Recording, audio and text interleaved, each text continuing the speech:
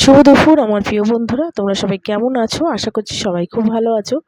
আমরাও কিন্তু মোটামুটি সবাই ভালো আছি। আজ হচ্ছে শুক্রবার আর এখন বাজে হচ্ছে দুপুর 2:30।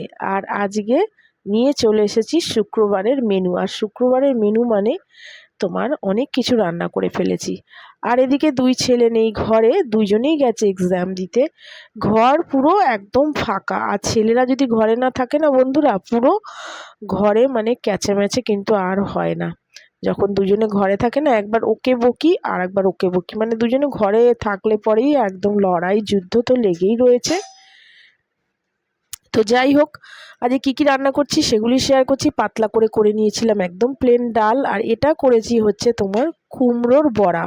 কুমড়োর বড়াটা বেসন, একটু কর্নফ্লাওয়ার, আর হচ্ছে তোমার দিয়ে দিয়েছিলাম একটু ওপর দিয়ে কালো জিরে, মিষ্টি, নুন, হলুদ দিয়ে ভালো করে মেখে কুমড়োগুলি পাতলা করে কেটে কেটে তোমার চপের মতন করেছি।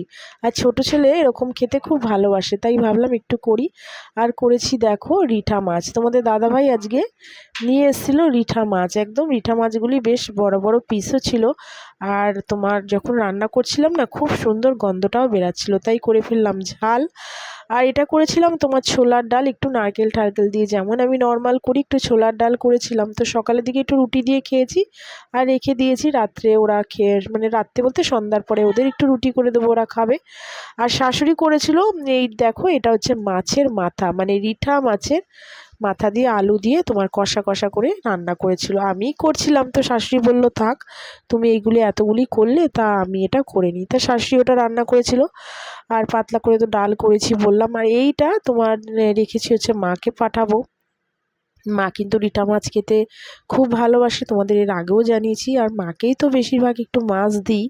আর বাবা যে মাছ খায় সেগুলি মা তোমার সামনেই বাজার, তো মা নিয়ে চলে আসে, আর মা শুধু বাবার জন্য একটু পাতলা করে ঝোল করে দেয়। মানে ওই তেল হলুদ নুন এসব ছাড়া, মানে নুন হালকা দেয় একটু, তেল হলুদ কিছুই দেয় না। তো যাই হোক, সেভাবে রান্না করে দেয়। তো আমি মাঝে মাঝে একটু আধটু পাঠাই।